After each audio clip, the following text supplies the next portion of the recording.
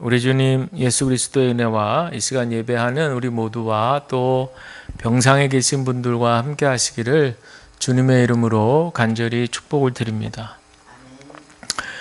오늘 말씀 들으시기 전에 우리 바라보시면서 예수님 사랑으로 축복합니다. 우리 인사하실까요?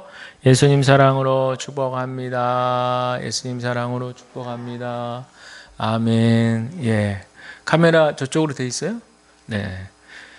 자, 오늘은 화면을 이렇게 보시면서 제가 말씀의 검 앞에서라는 제목으로 말씀을 좀 나누도록 할 텐데, 시간을 보면서 제가 양 조절을 좀 해가면서 말씀을 드리도록 하겠습니다.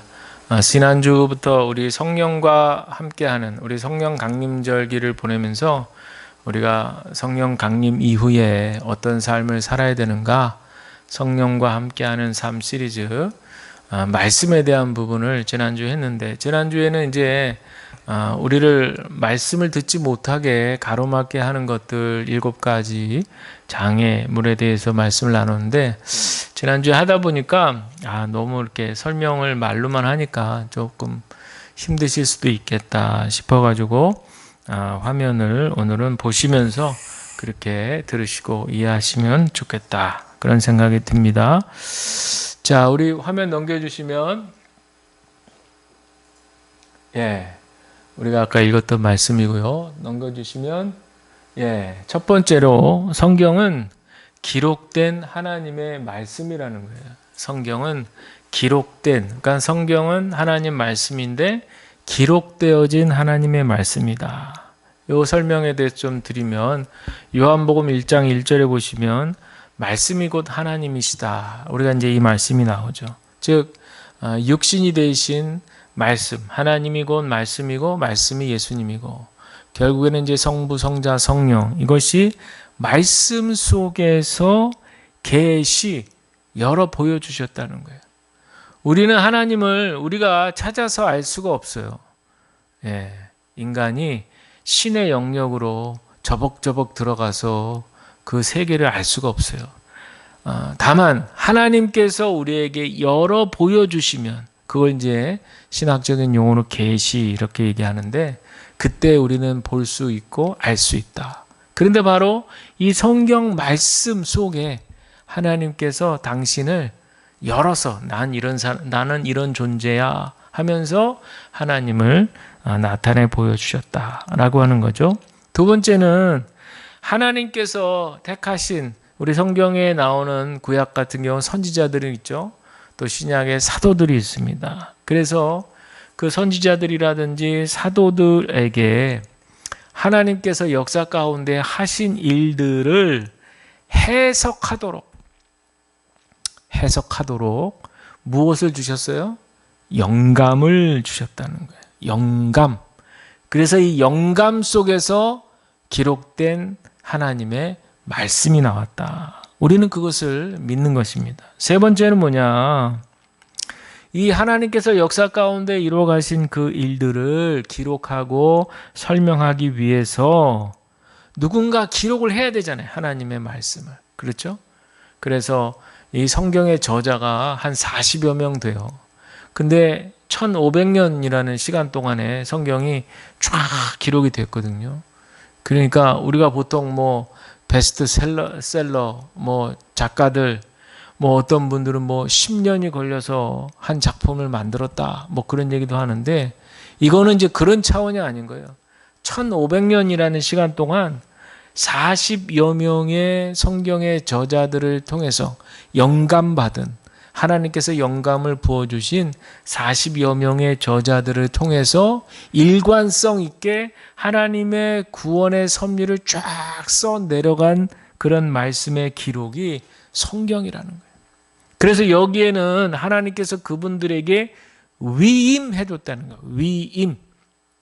하나님은 인간과 함께 이렇게 일하시는 걸 좋아하시거든요. 동역하시는 걸 좋아한다. 그래서 이 기록이라는 게 굉장히 중요한 의미가 있는 거예요. 왜?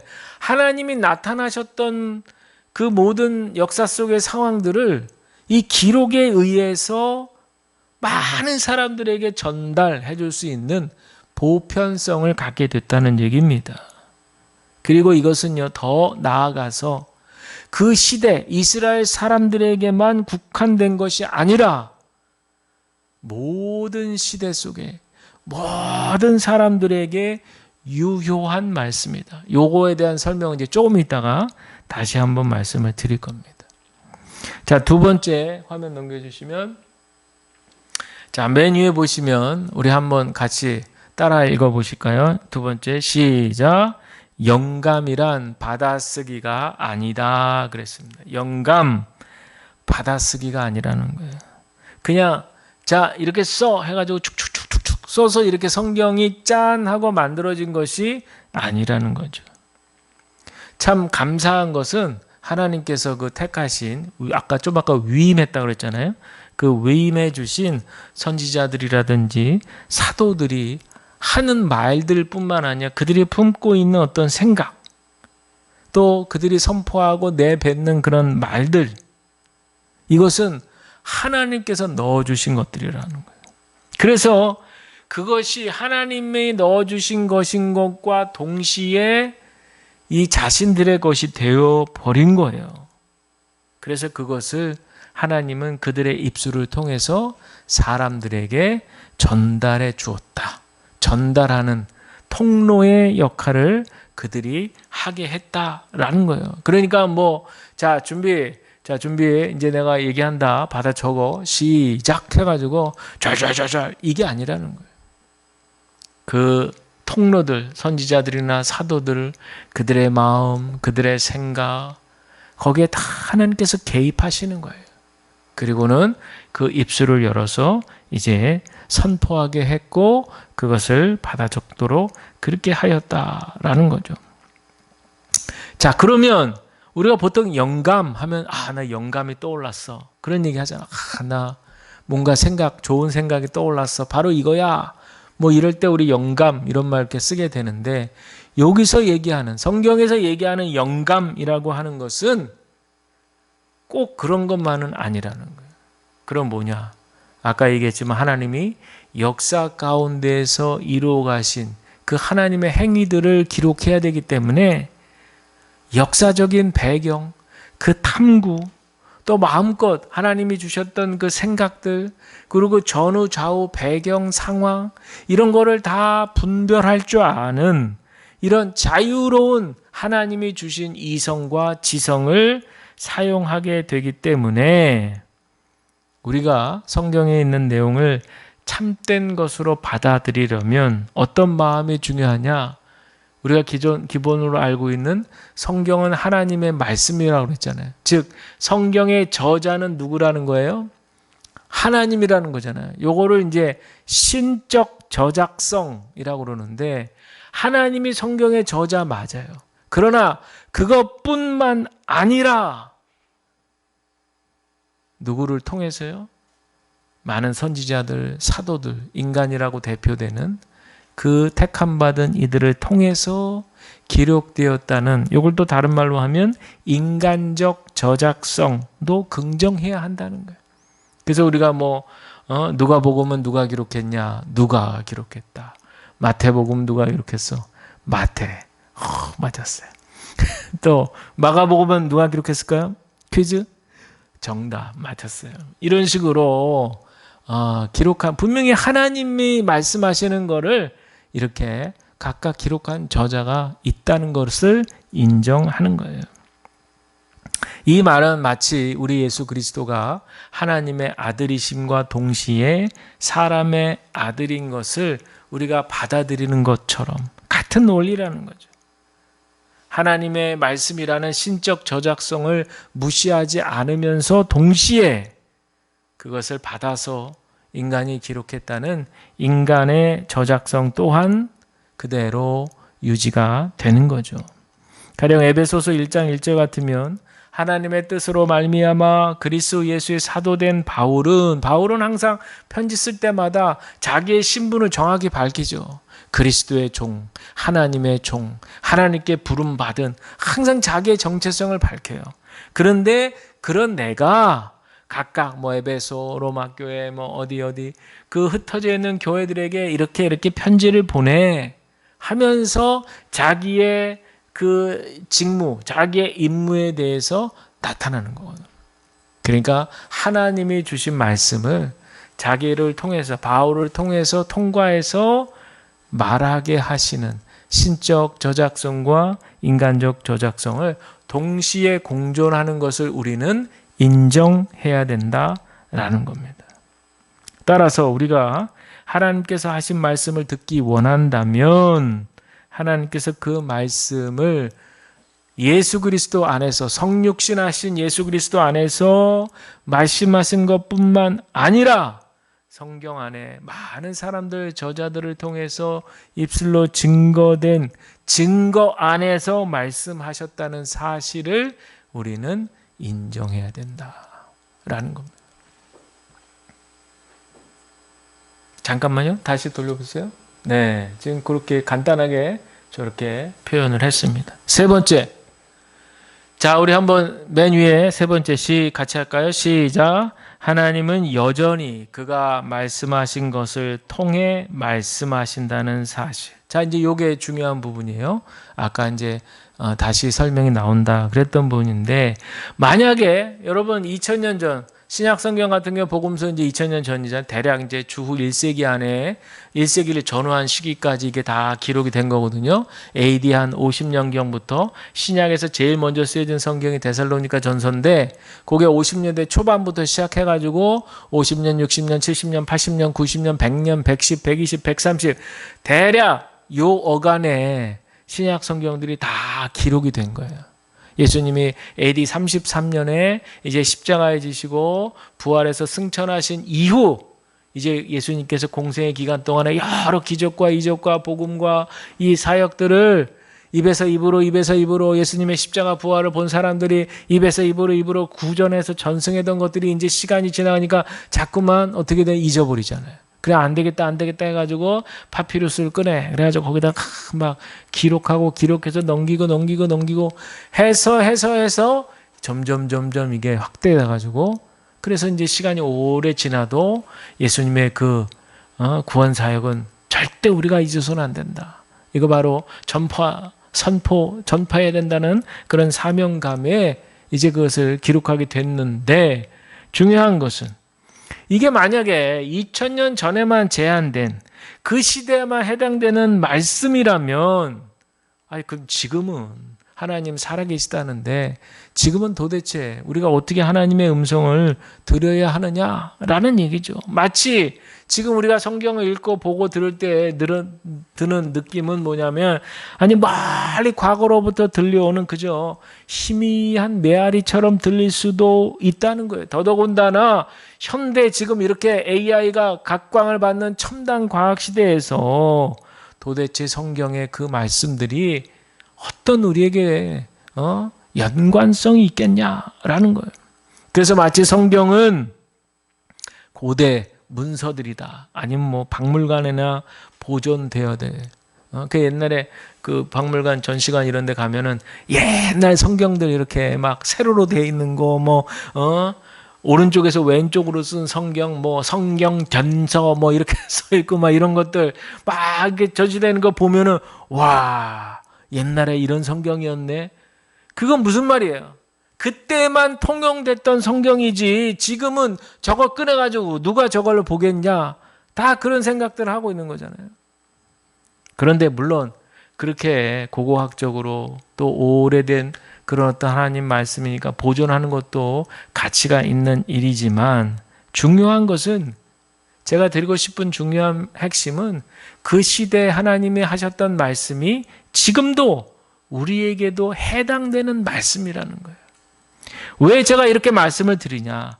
신약 성경을 살펴보면요, 그 시대의 사도들이 말씀을 전할 때 그보다 신약 시대보다, 신약 시대는 우리보다 지금 2000년 전인데 그 시대보다도 더 수백 년 혹 수천 년 전에 구약의 말씀들을 인용했어요.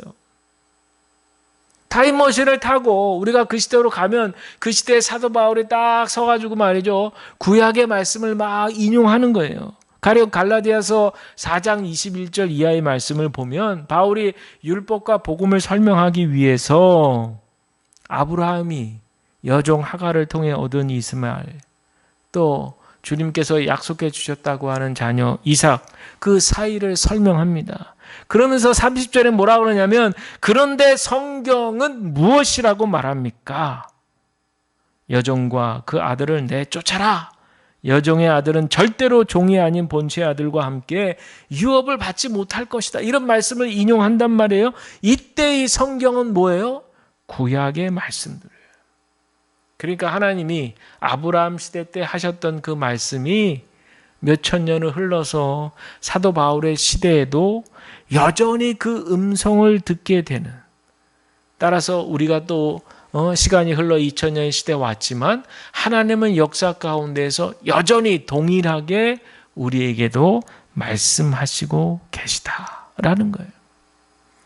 또한 요한계시록 2장과 3장에 기록된 소아시아 교회들에게 보내는 편지글이 있어요. 거기도 읽어보면 각각 끝에 귀 있는 자는 성령이 교회들에게 하시는 말씀을 들을지어다, 이렇게 예수님께서 말씀하신 똑같은 간절한 부탁으로 끝을 맺거든요. 그런데 그 당시에 소아시아에 있는 교회들이 이 편지를 받을 때 그 배경 상황을 잘 알고 있어요.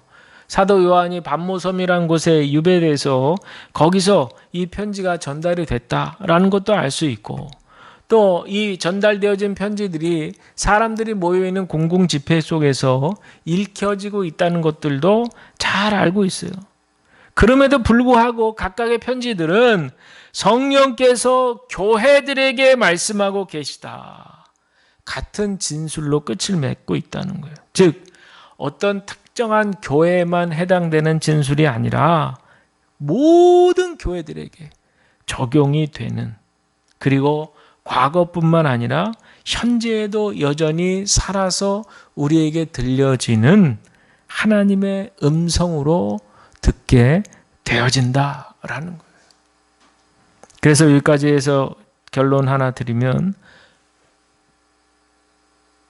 하나님의 말씀은 그저 과거에 기록된 죽은 문자가 아니라 지금도 우리의 내면을 간섭하시는 하나님의 실제적인 권위의 말씀이라는 사실을 저와 여러분들이 깨달아 나가시기를 바랍니다.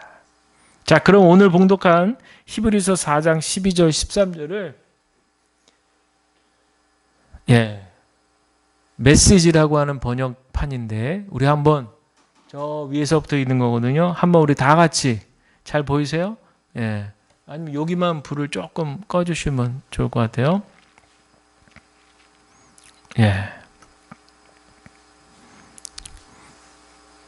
네, 됐습니다. 자, 우리 맨 위에 하나님께서는 한번 같이 읽을까요? 시작. 하나님께서는 말씀하신 것을 반드시 지키시는 분입니다. 그분의 말씀은 이루어집니다. 그분의 능력 있는 말씀은 수술용 메스처럼 날카로워서 의심이든 변명이든 무엇이나 갈라내고 우리 마음을 열어서 귀 기울여 듣고 순종하게 합니다. 하나님의 말씀이 꿰뚫지 못할 것은 아무것도 없습니다. 아무리 발버둥 쳐도 우리는 하나님의 말씀에서 달아날 수 없습니다. 아멘. 그냥 놔두세요. 그렇게 놔두세요. 그분의 능력 있는 말씀이라는 것은 마치 수술용 메스 같다는 거예요. 표현이 너무 기가 막히지 않아요?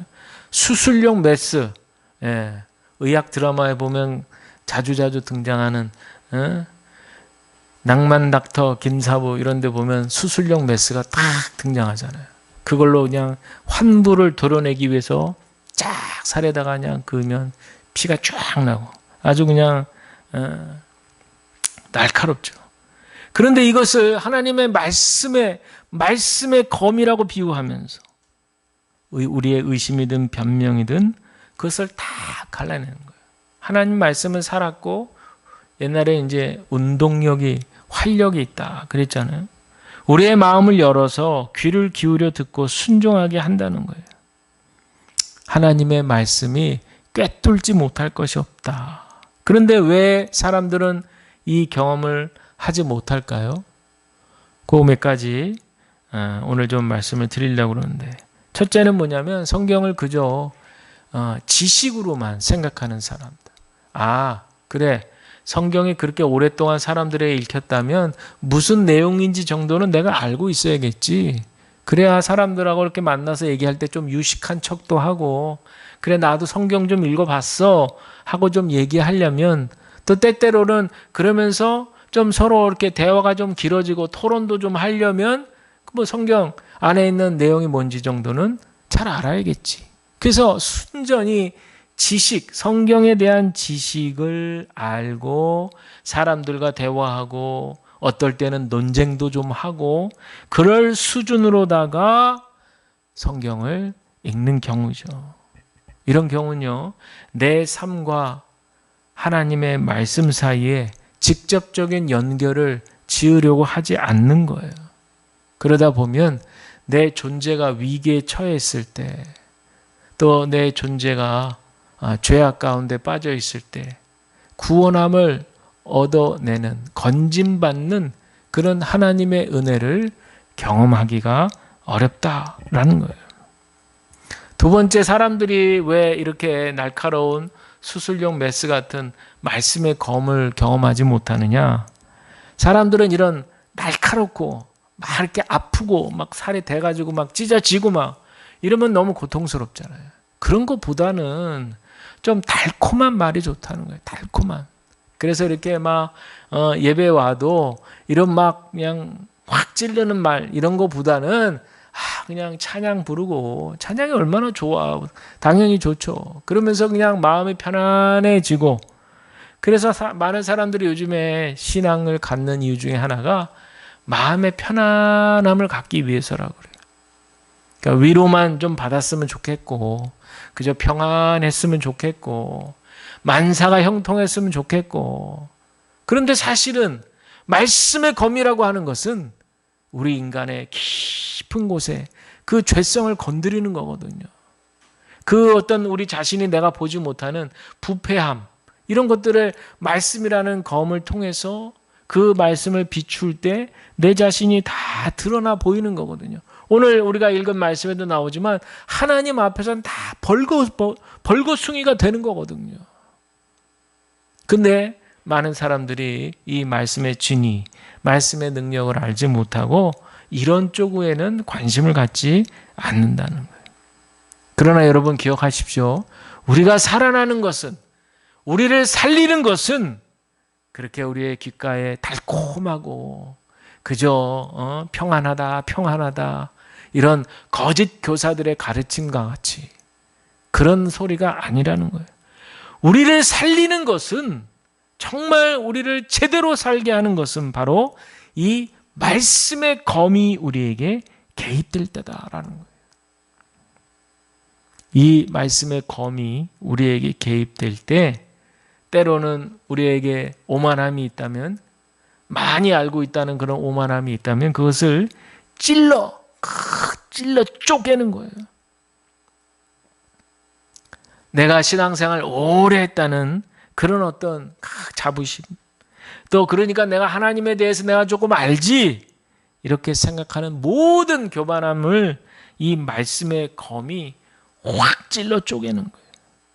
근데 찔러 쪼개서 우리가 죽는 것이 아니라 오히려 역설적으로 찔러 쪼개서 막 골맞던 것들이 다 터지고 말이죠. 썩은 내가 막 진동을 하고 말이죠. 그래서 막 피가 흘러나오고 다 흘러나와야 거기에 말씀의 치료약을 바를 때, 그때 이제 새 살이 잘 돋아나는 거죠.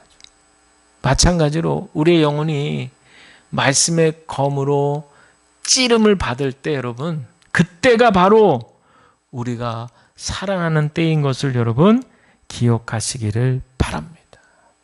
그때가 바로 우리가 살아나는 거예요. 그래서 이것을 일명 뭐라 그러냐? 사랑의 수술이다. 우리의 마음의 생각과 뜻을 다 판단하시는 우리 하나님 앞에 사랑의 수술대 위에 우리가 눕게 되는 것이다.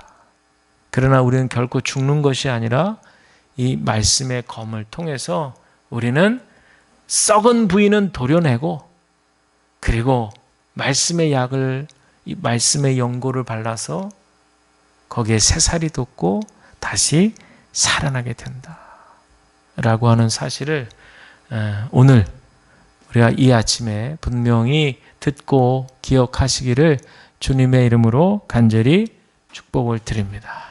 오늘은 여기까지만 해야 시간상 딱 맞을 것 같고 내용상으로도 이제 그러면 구체적으로 우리는 어떤 자세로 말씀을 대해야 하는 것일까?